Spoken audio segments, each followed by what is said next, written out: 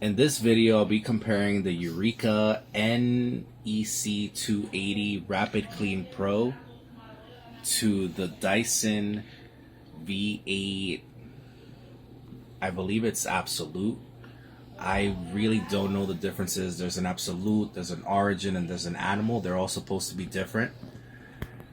As I said, I'll be comparing them, just basic things, mostly the materials, how they clean, how they feel in your hand, and I'm somewhat of a vacuum aficionado, so just my 2 cents on which I think is better for the money. I can say that right off the bat, absolutely, Dyson is way overpriced. Dyson is known as the Apple of vacuums. What does that mean? Super overpriced, hardly any value, cheaply made, and designed to break. So one of the most hilarious things that I've experienced in purchasing this Dyson vacuum, this would be the second time I purchased one. The first one I ever purchased, I just was auditing it, purchasing it from Costco to see what the value was and such, and I immediately determined it was nowhere near the price. I had paid something like $600 for it, and I was comparing it to a Roomba at the time. I felt that the Roomba was worth the money, but the Dyson was absolutely not worth the money. I noticed just over a couple of weeks a decline in performance of the battery, and it just felt like a product that would stop working in a couple of months to a few years. And in fact, throughout my research, that's what I read a lot about, that the products just stopped working all of a sudden.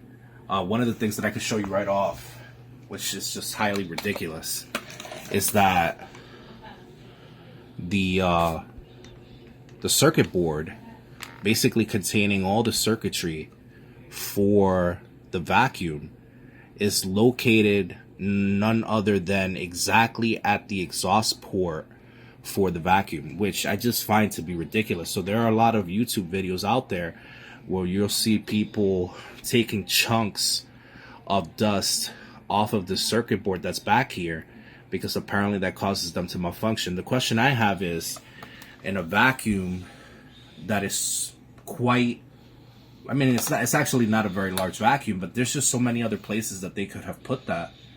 Why put it precisely where the exhaust port is, where all the hot air comes out? Not only hot air, but dirty air, because these vacuums are known for not filtering very well.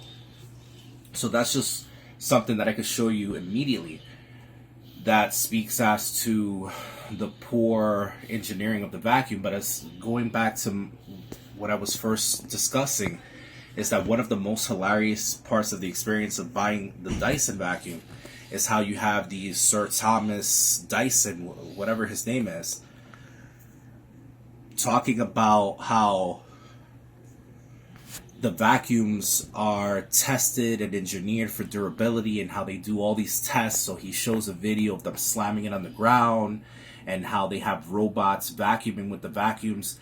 I'm going to show you tons of different pieces and parts that are actually engineered super well to break, and why this vacuum is not worth the money. And that, in my opinion, the Eureka actually comes out on top. Not necessarily for performance, but for what I believe is durability. I'm going to start with showing you some of the components of the Dyson. So I will admit, the Dyson is certainly a very attractive machine, which I think that's basically the only thing that it accomplishes, is looking very sleek and modern. But there are a lot of parts that are just really not durable and just cheaply made. I mean, you have this plastic that is like made of a whole bunch of used plastic parts. Hold on. The Dyson is much sleeker, much more attractive. For certain, a product that is made to look very sleek and attractive, but that's basically where anything ends with the Dyson. Everything, as I said, is poorly made.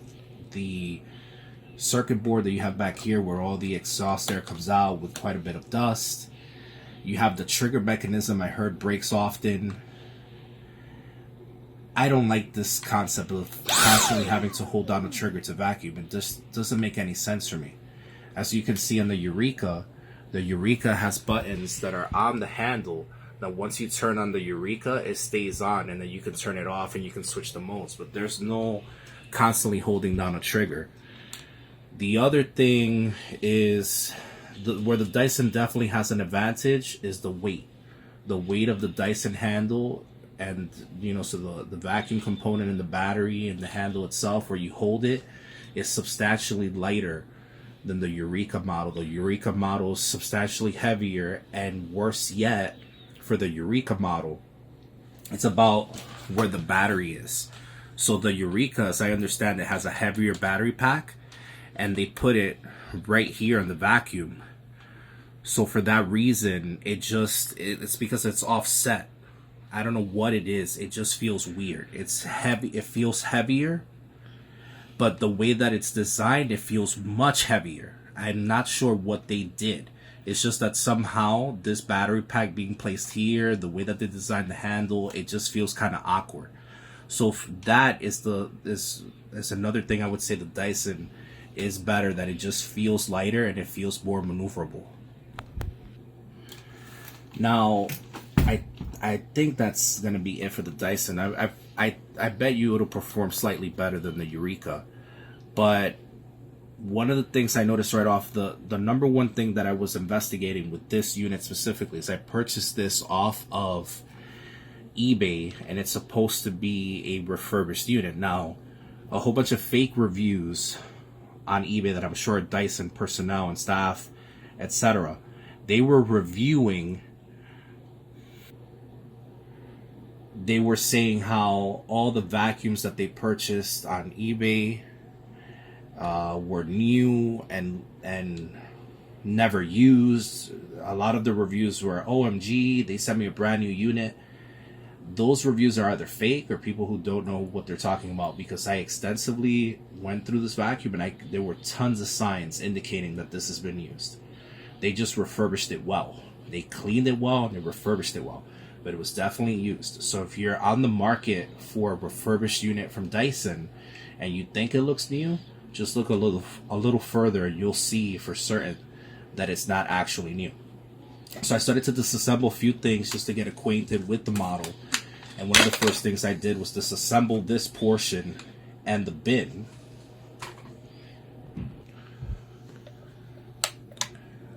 So I started to disassemble these things.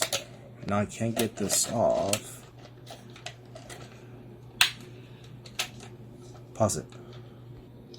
As I disassembled everything, I started to take a better note of the workmanship and the quality of the materials. And one of the first things I noticed is that, like, imitation Chinese units of the Dyson, they use a little plastic hinge on the bottom of the dustbin here. This little hinge is what holds this door together, and this apparatus, this little red plastic part here, is just actuated when you pull the button to empty the dustbin, and it does this. I could imagine this breaking right away. I mean, not only will this wear out to the point where it will no longer clip in, but if you're washing this and you drop it or anything happens to this, the whole dustbin is rendered useless. By comparison, on the Eureka unit, it's much more resilient. They use a design that is way more durable. So as you can see, the dustbin opens, and instead of some flimsy clip, it's actually a plastic button that engages. It's a button that opens and closes, and it engages the dustbin. So right there, you can see not only better engineering and workmanship, but also better materials. So that's where I really want to focus on in this video. It's more on, from what my eyes can see, of extensively repairing items and purchasing different kinds of items and being really good at repairing and knowing and seeing when something will break versus when something will be durable. I can tell you for certain that a lot of the stuff, a lot of the ways, a lot of the things that the Eureka model has, the ways that they did things, is vastly superior to the way that Dyson did things.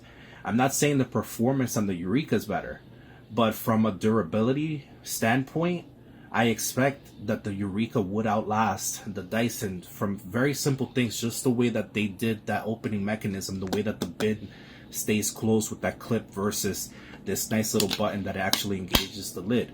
But when you look even at the plastic,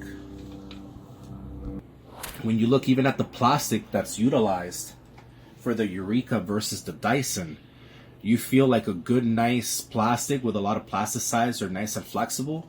And with the Dyson, it's this cheap recycled junk plastic that just feels like at any second it'll either break if you put too much pressure or it drops, or just from weathering and erosion, it's just going to split open. Which specifically brings me to my next point, which is I was disassembling. As I said, I was looking for signs of usage on the Dyson V8, and I disassembled it as much as I could, just for now, just to see where there was possible dust and such. And so there are YouTube videos that show you how to disassemble this precise mechanism, because inside of this mechanism, this is designed to allegedly have all this engineering and technology that creates cyclones, that the dirt and the dust will fall out utilizing this patented Dyson technology by Sir Thomas Dyson. And the reality is that fine dust particles make their way through this mechanism and all the way into this portion where you have to disassemble all of this. Now, I didn't do all of that today. I just disassembled and removed this part, and I did find a lot of dust here from the previous owner or owners and usage. And what I found is I actually, to remove this piece, I followed the directions, which is essentially you insert a slender tool underneath here. And in the videos I saw, the guy used basically a metal knife. And so to avoid damage, I ended up using a plastic knife. And the funny thing was that the knife was staying intact and this plastic was actually getting bent and deforming, which is very interesting because this goes in the trash. This is disposable. This is not supposed to be. But when I did manage to remove it, I noticed that immediately I had done permanent damage to the inside. It's right here. You see it? I had done immediate damage to the part. So now this part is permanently damaged from having removed it one time. I don't know how well that's being picked up on camera, but you should be able to see, number one, the plastic is bent. And in plastic like this, you'll know when it's close to breaking from fatigue, because it'll go like a white color. So it's already been bent to the portion where the plastic has failed, and all the little bits of plastic are all bent and damaged from me removing it just one time. I'm going to go ahead now and basically just put all these parts together, but I did want to show you more signs of how these units are used. Although they may look new, they are used and they are refurbished. I'm not entirely certain. I think it's picking it up right there. You should be seeing on your screen right now that all these little scratch marks, these superficial scratch marks, that's actually because in addition to this unit having been used, and I have to say they did a phenomenal job, because I looked for bits of hair or dust or lint or anything, and I couldn't find anything. So they're doing I have to admit, they're doing an exceptional job in cleaning these units when they're refurbishing them. But 100%, these units are used, because you can see all those superficial scratches. And apparently, what I have noticed when I have seen Dyson units that are heavily used, this plastic goes from being clear to being opaque, and it gets like milk, like cloudy, like milk, like, cloudy, where you can't see very well through the plastic. And so one of the things that they're doing, like resurfacing a headlight, is they're resurfacing these units so that it looks brand new again. So that's where you're getting all these scratch marks from. It's not only from this roller brush that's spun in there, but apparently when they're refinishing these units, they're creating additional scratches. Having just partly disassembled both the Eureka and the Dyson, I feel like the Eureka is easier except for one thing. As I said, I feel that Eureka's using better materials and to some degree better workmanship.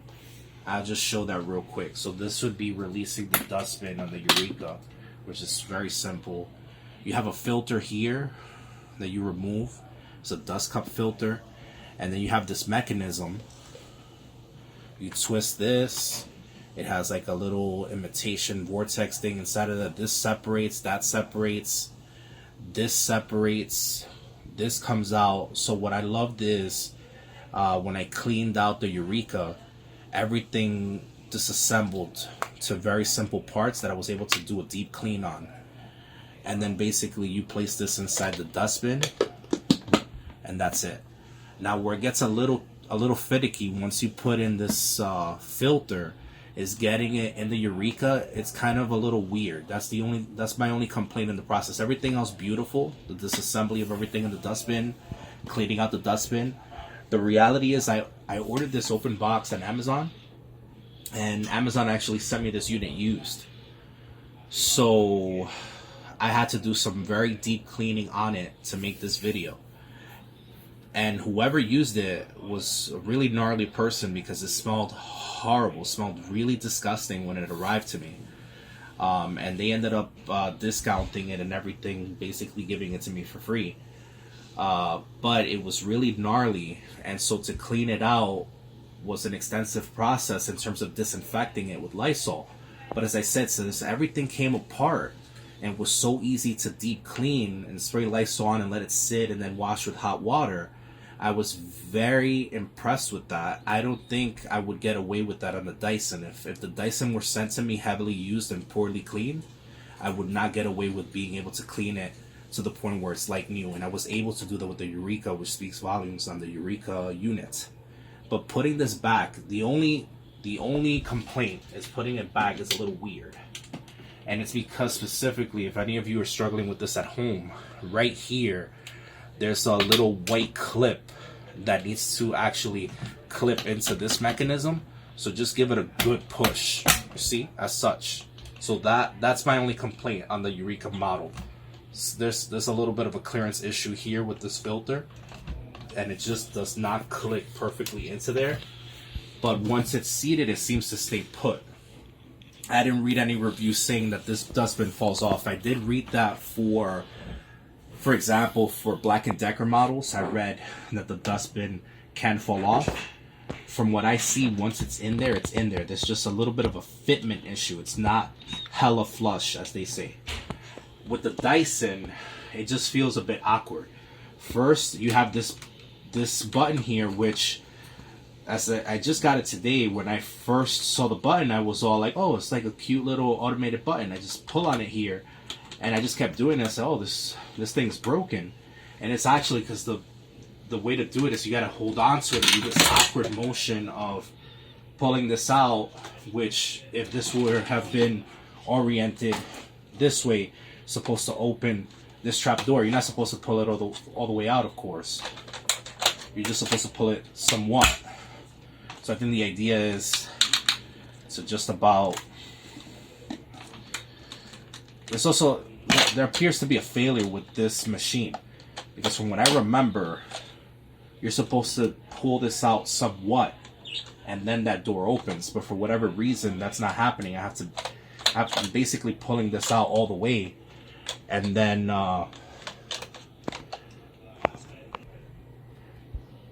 there must be some kind of fault with this machine specifically, because from what I remember from the other unit I had, essentially you pull this out to a certain point, and this door is supposed to open. But as you can see, that's not happening. I'm not sure if that's the way it's supposed to be in this model. I'm not really sure. But again, reminding you of this flimsy clip that after a while it's going to break. It's no longer going to engage, and you're going to have the problem with this door's not going to stay closed. So beyond that, I'm just going to give everything a quick whirl. It's not going to be a perfect test. I'm going to give both models a quick whirl. It's not going to be a perfect test. It's just a real world test where I'm going to have the Eureka in one hand and the Dyson in the other, and I'm just going to do a quick pass through the floor to see which vacuum grabbed what and how much and how well. As I said, it's not going to be a perfect test. It's just a real world test. Both models are going to be in high. So for the Dyson, that's putting the switch in max. And then, as I said, you have to hold down that trigger. With the Eureka model, there's the on button. It starts off in medium.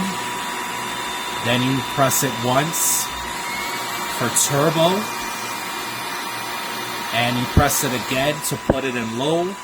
If you press it again, that's medium again. And if you hit it once more, turbo, medium, low, off. And so both units, both units are similar. I'm trying to say this portion before I start them up, because once I start them up, you're not going to really be able to hear me, I think. Both units are similar in that their motors are located at the rear of these handles. They're supposed to use some kind of air filtration to be bagless. They have wands that carry electricity through, and they both have rollers that actuate and spin.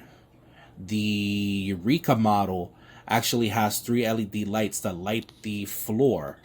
So I'll go ahead and show you both models started up right here on turbo. So both will be on their max settings.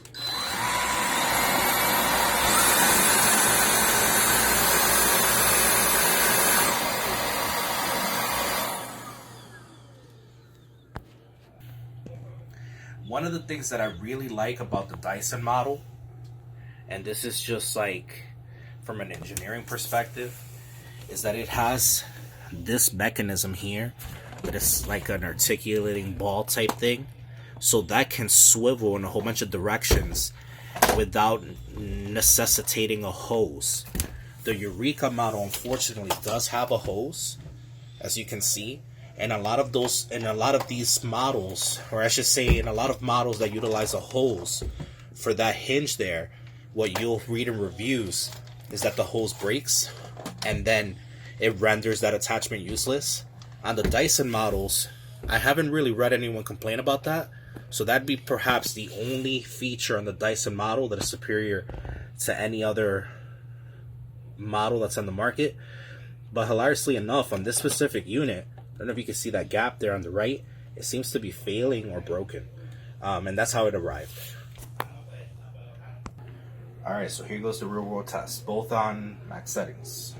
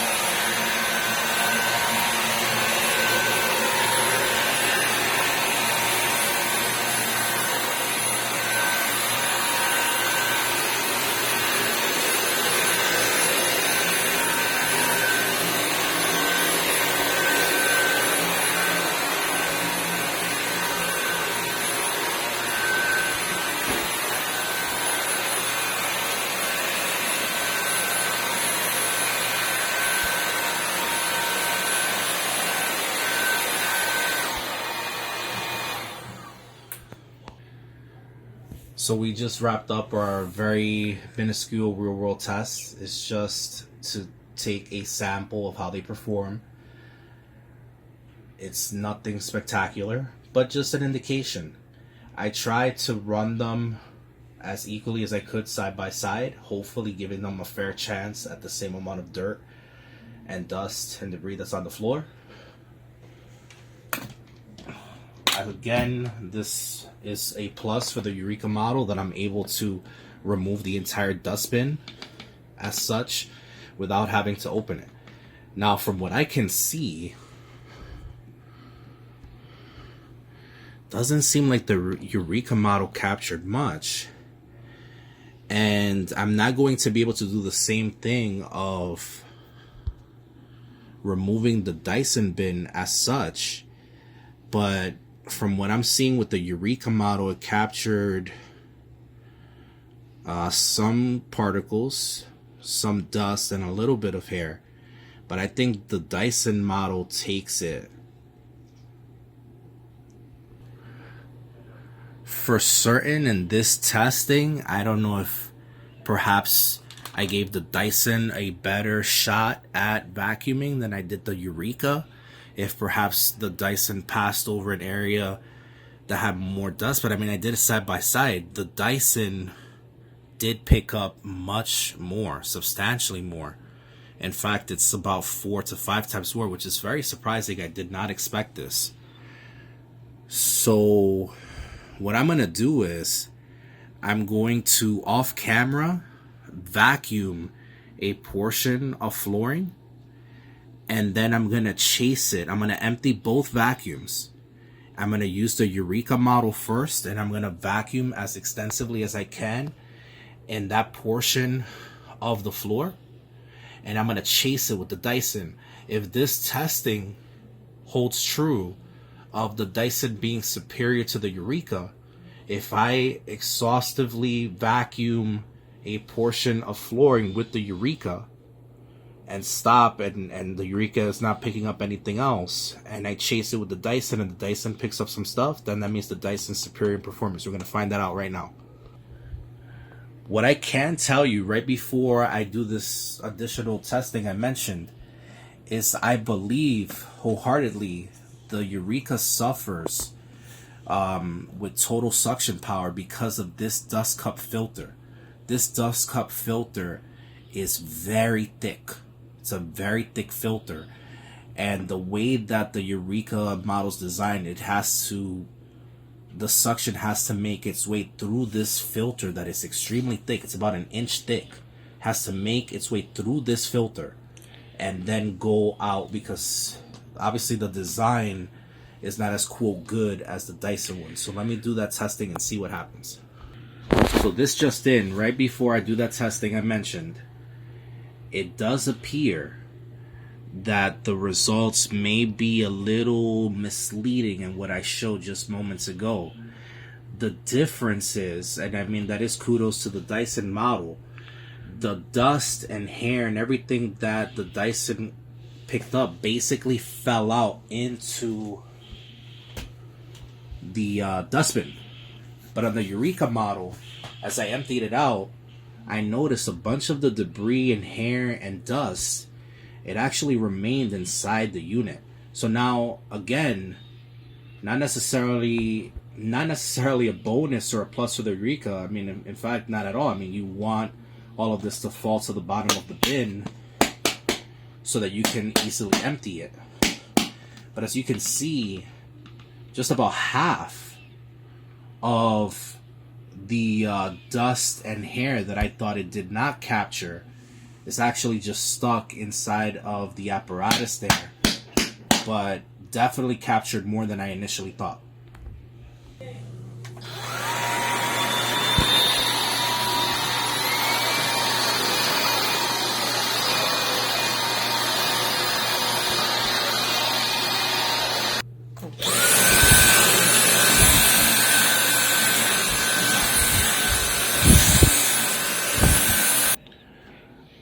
What you saw there previous to me speaking right this second was just a snippet of 5 seconds a piece, me doing that exhaustive vacuuming with the Eureka / doing some exhaustive vacuuming with the Dyson.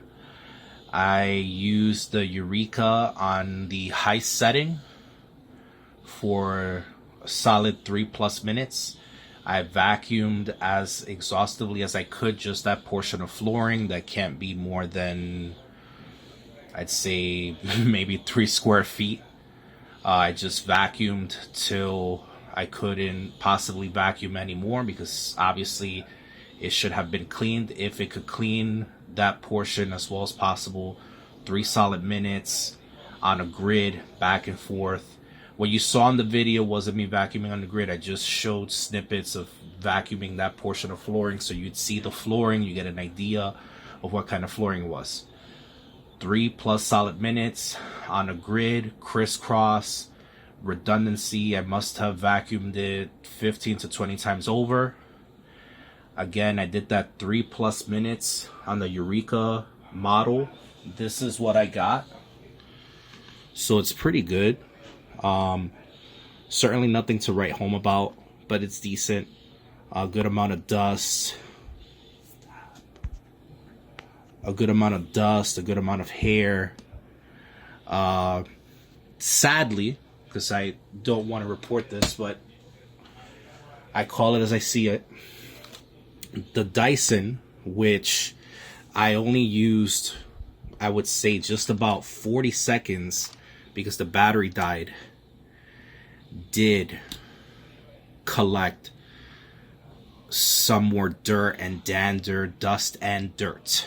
So just for some background, because I don't want anyone out there to think I'm a chump and that I solely or exclusively use stick vacuums. I actually come from using a Miele canister vacuum that was gifted to me when I was just 12 years old, and that model, adjusted for inflation, would be something like $2,000 today. And that is the absolute king, the absolute master of all vacuums. Nothing comes close to a Miele. So in discussing these vacuums, I just want the John Q public out there to know, that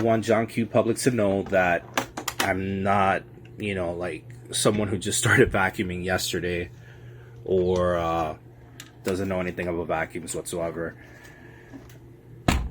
I actually am very much into vacuums. At this point, I'd say I own 7 vacuums.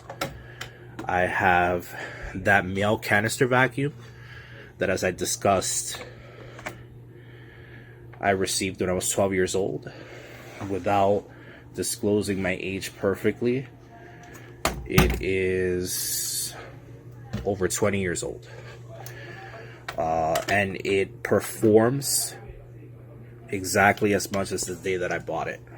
And if someone were to ask me, I need one vacuum for the rest of time, I never want to have to worry about it, without thinking about it twice, I'd tell you to get a Miele. Now, having said that, I do want to share that Miele vacuums are no longer made the way they used to be. Miele is a German company, and all their products were made in Germany. And as of about, I want to say roughly 10 years, they started manufacturing their vacuums in China. And so there have been a lot of complaints about that. I, having thankfully been given that canister vacuum when I was 12 and having used that the majority of my life, and that the vacuum still performs because I have taken care of it and that it's an amazing machine, it's lasted me all these years. I don't know how the new Miele vacuums perform. I do know that the top of the line Miele vacuums are supposedly still made in Germany. So if you're looking for that vacuum that, as I've explained, I've used 20 plus years, I intend to keep using, God willing. If you're on the market, you have the money, you want to get a clean like never before, go for that Miele. The reason I bring all of that up is because for anyone who's watching this video, who's coming to the end of this video and still watching, and you're saying, hey, what does this guy know? He's comparing 2 stick vacuums, Bagless. This guy doesn't know anything about filtration and what a good vacuum is. I know quite a bit. And whereas you can equip the Miele to be HEPA, you cannot equip the Eureka to be HEPA compliant. And the Dyson, they sell a blue filter for the exhaust air here, and you could allegedly make it HEPA. I wouldn't confide in that very much. I have to admit that I am blown away by the results. You know, Dyson very much being known as the Apple of vacuums. I am definitely impressed that where I vacuumed almost, 3 to 5 minutes with the Eureka and vacuumed to where it made no sense to keep vacuuming, just that 3 square feet right there, the very little portion of flooring, and it gathered this. Meanwhile, no matter how much I continue to vacuum with the Eureka, I wouldn't have gotten that. That is pretty impressive. I'm not going to dispel that. The issue for me, more than anything, and if you're still watching, this is definitely the most important part of the video, especially because it's really a summary of my 2 cents on Dyson vacuuming in general and these 2 specific models. If you research Dyson vacuums and you research people's experiences with Dyson vacuums, you will come to determine very quickly, so quickly that it's jarring and scary, that not only are these vacuums designed to fail, they're designed to fail quickly, but moreover, the design, everything about it, as I said, no better way to describe it than to name it the Apple of vacuums. It is designed to fail. It is designed to break. It is designed to make their company tons of money. On the other hand, you have a budget model